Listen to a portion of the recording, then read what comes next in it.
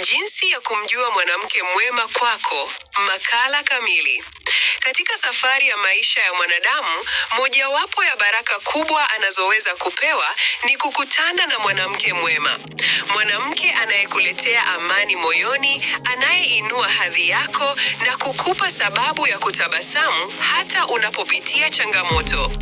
Mwanamke mwema hapimwi kwa uzuri wa uso tu, bali kwa uzuri wa tabia, hekima, moyo na namna anavyoweza kuongeza thamani katika maisha yako. Lakini unawezaje kumjua mwanamke mwema kwako? Hilo ndilo swali makala hii inajibu kwa kina. 1. Mwanamke mwema anakujali bila masharti. Upendo wa kweli hauji kwa shuruti. Mwanamke mwema hukujali bila sababu ya siri. Anaweza kukupigia simu ili kujua kama umefika salama, au kukutumia ujumbe tu kukuhimiza kuwa na siku njema. Anaweza kuacha kazi zake kwa muda kukusikiliza unapotaka kuelezea unachopitia.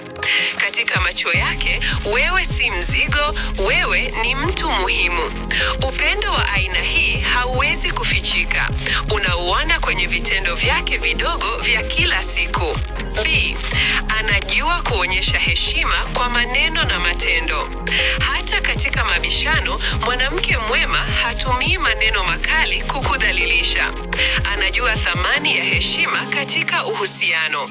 Heshima yake inajidhihirisha katika namna anavyoongea nawe mbele za watu, namna anavyokusikiliza hata mkipishana mawazo, namna anavyolinda sifa zako hata unapokosea.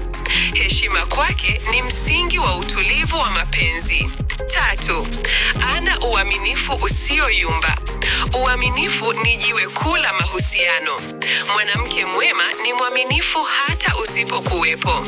Hatengenezi hadithi mbili, hana siri zisizo na sababu, na anaheshimu mipaka ya uhusiano wenu. Anaamini kuwa ukweli daima una nguvu kuliko kuficha. Ukiwa naye, moyo wako unakuwa na utulivu kwa sababu anajenga usalama wa kiakili ndani yako.